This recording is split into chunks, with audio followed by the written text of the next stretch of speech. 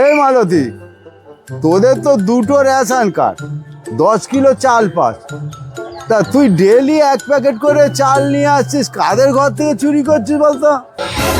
বেশি সব ব্যাপারে নাক গলায়, কার কাছে চুরি করেনি আমি, আর অত কৈফিয়ত দিতে পারবো না, কোথায় কি পাচ্ছি নেবে তো না, না আমি অন্য দোকানে যাচ্ছি, এর হচ্ছে নেবে নেবে না, আমি একটু পরে টাকা নিতে আসবো, বেশি আমার নাক গলায়। ডেলি চাল বেচে বেচে টাকা নিয়ে যাচ্ছে, আর যেন দেমাগ বেড়ে গেছে। হ্যাঁ জামাই, তুমি একদম ঠিক কথা বলেছো, দিন দিন কেমন যেন অহংকার বেড়ে যাচ্ছে। প্রত্যেকে চাল তোলে, খবর আমাকে নিতেই হবে। বাবা গো, দিদি মাঙন নিতে আসছি গো, মায়ের নামে দুটো মাঙন দাও।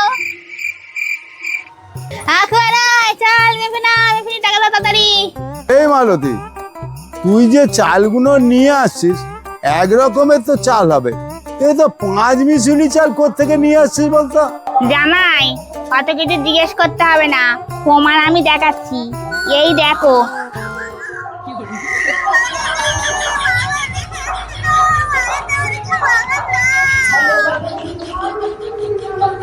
ও এই ব্যাপার, তুই এই বাড়ি বাড়ি থেকে ভিক্ষে করে আর চালগুলো নিয়ে আসিস?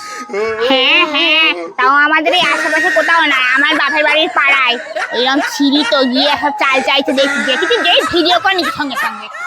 এই দিদিটা না খুব আর পুরো সিআইডির মতো পড়েছে। দেখো, অত কিছু বলতে যায় না, চুরি ফুটতে করিনি, আমার কষ্টের ইনকামে জিনিস বেচতে এসছি, নেবে তো না, আমরা অন্য দোকানে যাচ্ছি। আচ্ছা আচ্ছা ঠিক আছে, যা ওখানে রেখে দিয়ে যা, তবে কিন্তু 14 টাকার বেশি দিতে পারবো না।